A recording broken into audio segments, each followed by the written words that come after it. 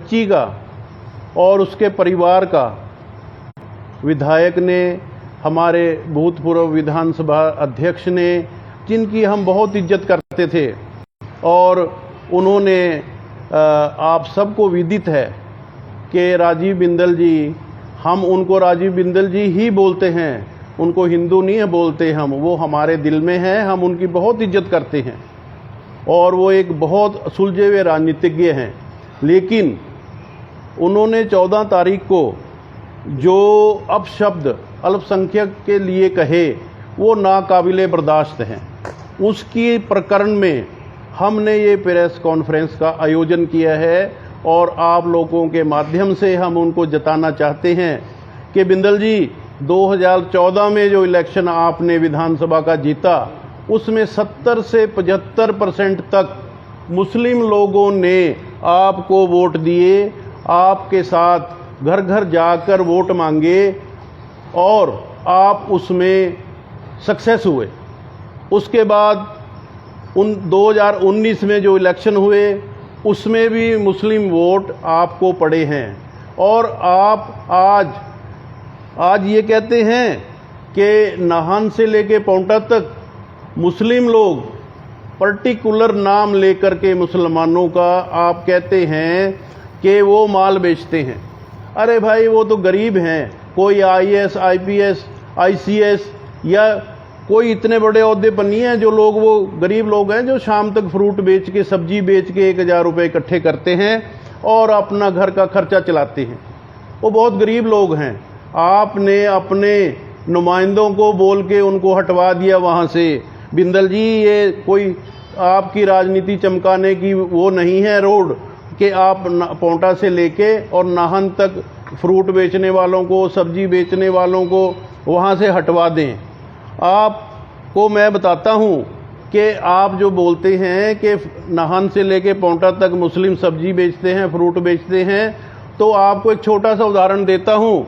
Asia का सबसे बड़ा बीफ का व्यापारी जो है वो सब्बरवाल है और उसने नाम क्या रखा हुआ है अपने बूचर खाने का? अल कबीर। मैं दोबारा से दोहराना चाहता हूँ, एशिया का सबसे बड़ा बूचर खाना एक जैन चलाता है जिसका नाम है सब्बरवाल, और वो जिसने अल कबीर के नाम से अपना बूचर खाना रखा हुआ है। इस तरह के जो 7 बड़े बड़े बीफ के कारोबारी हैं वो सब ही इस समुदाय, अल्पसंख्यक समुदाय से नहीं है। वहाँ तो लोग जो हैं अल्पसंख्यक समुदाय के सिर्फ और सिर्फ काम करते हैं, लेबर का काम करते हैं। इसके बाद आपने एक मासूम लड़की का सहारा लेकर कभी बोला उसका अपहरण कर लिया, कभी बोला उसको अगवा कर लिया। बाद में कोर्ट में जाके उस लड़की ने जो बयान दिए वो आप सबके सामने जग जाहिर हैं कि मैं तो घूमने गई थी और वो मेरा दोस्त है लड़का। और मैं आपको ये भी बताना चाहता हूँ कि ये तो भगवान का लाख लाख शुक्र है कि आप सत्ता में नहीं हैं। अगर आप सत्ता में होते तो आप प्रशासन के अधिकारियों का क्या करते ये पता नहीं। आप तो बिना सत्ता के ही इतनी बुरी तरह से प्रशासन के लोगों पर अपना रोब झाड़ते हैं। और ये 14 तारीख का प्रकरण है कि आपने भीड़ में इतना ज़्यादा जोश भर दिया कि लोगों को इतना ज़्यादा जोश आया कि वो लोग उस अल्पसंख्यक के मकान की तरफ भी हथियार लेके और पत्थर लेके दौड़े हैं, ताकि वो क्या हो जाता ये आपको मैं नहीं बता सकता, ना ये कोई कहने की बात है। वहाँ तो प्रशासन बड़ा मुस्तैद था, पुलिस मुस्तैद थी। जो हमारे SDM वहाँ के न्यायिक मजिस्ट्रेट थे उस समय के, वो बड़े मुस्तैद थे। उन्होंने अपनी पावर का इस्तेमाल करते हुए और जो वहाँ मौके पर करना चाहिए था वो किया, और ताकि वो लोग वहाँ से हट गए। आप ये देखिए, आपके सामने है, आप लोगों को सोशल मीडिया से सब पता है कि वहाँ एक ASI साहब के जो ऑन ड्यूटी थे उनके पत्थर लगा और वो लहूलुहान हो गए। उसके बाद वहाँ एक हौलदार था, उसके सिर पे कैप थी, वहाँ धार धार तेज धार हथियार से वार किया गया और उसकी जो सिर था उसको उसमें चोट लगी और उसके 12 टांके लगे हैं। ये देखिए कि आप वो लोग शांतिपूर्ण, आप एक तरफ बोलते हैं कि हम शांति प्रिय मजमा कर रहे थे, लेकिन ये क्या शांति प्रिय मजमा है जहां लोग धार धार हथियार लेके चले हुए थे। और गरीब लोग हमेशा आपके लच्छेदार भाषणों में फंस जाते हैं। आप मुझे बताइए, मैं प्रेस कॉन्फ्रेंस के आपके माध्यम से पूछना चाहता हूं कि क्या उसमें आपका कोई बेटा, राजनेता का बेटा, एमपी का बेटा, एमएलए का बेटा कोई उस मजमे में था या होता है? नहीं, वहाँ तो हमेशा गरीब लोग होते हैं, किसान होते हैं, मजदूर होते हैं, बड़े मजलूम लोग होते हैं और कई बार तो पैसों के लिए हायर करके भी उनको लाया जाता है भीड़ इकट्ठी करने के लिए। तो यहाँ जो लोग अब फंसे, आपने तो जाके हाई कोर्ट में जमानत करा ली, सुखराम जी ने भी और बिंदल जी ने भी। जो लोग 50 और खिलाफ मुकदमा है उनकी जमानत कौन कराएगा? वकील को पैसे कहाँ से आएंगे ये बताएं आप। वो गरीब आदमी तो एक भीड़ इकट्ठी करी और काम करवा दिया अपना, आप चले गए, राजनीतिक रोटियां सेक ली अपनी, चले गए वहां से।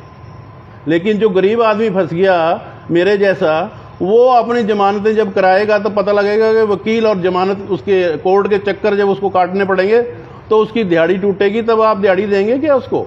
नहीं, ऐसा कुछ नहीं है। जब से आप 2014 से यहाँ आए हैं, आपकी लगातार कोशिश नाहन के भाईचारे को तोड़ने की रही है। अरे बिंदल जी, हम तो गंगा जल भी पीते हैं और आबे जमजम भी पीते हैं। हम अर्थी को कंधा भी सलीम देता है, मुबारक देता है, आमिर देता है, और जनाजे को कंधा जो है वो रमेश भी देता है, वो अशोक भी देता है, वो शर्मा जी भी देते हैं, वो तोमर जी भी देते हैं। वो सब वहां जाके कंधा देके जनाजे पे मिट्टी भी डालते हैं कब्रिस्तान में जाके, और हम लोग मोक्ष धाम में जाके लकड़ी भी डालते हैं चिता के ऊपर। तो यहाँ का जो वातावरण है, जो यहाँ की हमारी सभ्यता है, नाहन की, सिरमौर की खासकर, जो हमारे बुजुर्ग फूल भी चढ़ाते हैं, प्रसाद भी चढ़ाते हैं, और जो यहाँ के लोग हैं वो आके ताजियों पे हमारे वो अपना शीश नवाते हैं, एक दूसरे से ईद पे गले मिलते हैं। हम ईद की सेवियां भी खाते हैं और प्रसाद भी खाते हैं। यहाँ कोई हमारा भेदभाव नहीं है। इस सौहार्द को रहने दें, अपनी राजनीतिक रोटियां बाद में चमकाएं, और जो हमें विरासत में हमारे बुजुर्ग दे गए हैं कि आपसी सौहार्द से रहें, आपस में मिल के रहें, एक थाली में खाना खाएं, तो वो प्लीज़ रहने दें और हम लोगों को बड़ी अच्छी तरह से नाहन में रहने दें। आपने देखा है यहाँ शांति है, बहुत शांति है, एक दूसरे के जीने में, मरने में, शादी में, ब्याह में, और तो और अगर कहीं कोई मिसहैप हो जाती है तो सभी लोग एक दूसरे को एकदम इकट्ठे हो जाते हैं। जैसा कि आपको मैं बता देता हूं कि मुस्लिम नेता, अभी जब ऑपरेशन सिंदूर हुआ है उसमें फारूक अब्दुल्ला भी फ़ौरन गए, उसमें ओवैसी भी फ़ौरन गए, उसमें गुलाम नबी भी फ़ौरन गए, उसमें सहारनपुर से जो विधायक हैं, क्या नाम उनका है, इमरान, वो भी फ़ौरन गए डेलीगेशन में। तो बताएं, जब ऐसी बात होती है तो हिंदू और मुसलमान इकट्ठे होकर जाते हैं अपना एकता दिखाने के लिए। हमें ना पाकिस्तान से लेना है, ना हमें ईरान से लेना है, बांग्लादेश से लेना है। हम तो जीते जी भी यहीं रहे और मर के भी वहाँ चिड़ों वाली कब्रिस्तान में जाएंगे, फिर भी हम नाहन के ही रहेंगे, यहाँ वहीं दबे रहेंगे। आप कभी उठा के देख लें, मिट्टी वहीं मिलेगी हमारी, हमारी मिट्टी नहीं जाएगी यहाँ से कहीं। हम लोग वहीं रहेंगे, यहाँ पैदा हुए और यहीं मरेंगे। इसलिए मैं बार बार कहता हूँ कि हमारा आपसी सौहार्द आप बनाए रहने दें। आप राजनीतिक रोटियां मत सेकिए, हिंदू मुसलमान सौहार्द को मत बिगाड़िए। आप ये प्रकरण नहीं हो सकता था। अगर आप चाहते तो वहां एक शांति मीटिंग करके इस सारे प्रकरण को खत्म कर सकते थे, बिल्कुल खत्म कर सकते थे, लेकिन नहीं, आपने नहीं चाहा। आपने चाहा कि ये नहीं, अभी आने वाली इलेक्शन है उसमें रोटियां चमका दो, अपनी काम हो जाएगा तो चल जाएगा, लेकिन ये उल्टा पड़ गया अभी आपको।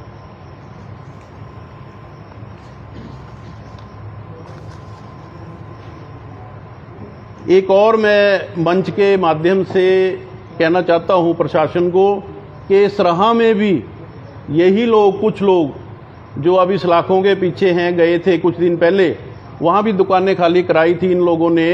तो प्रशासन उस पर भी ध्यान दे कि वहां ऐसा ना हो कि वहां भी लोगों को जो है वो अल्पसंख्यक लोगों को वहां टारगेट किया जा रहा है।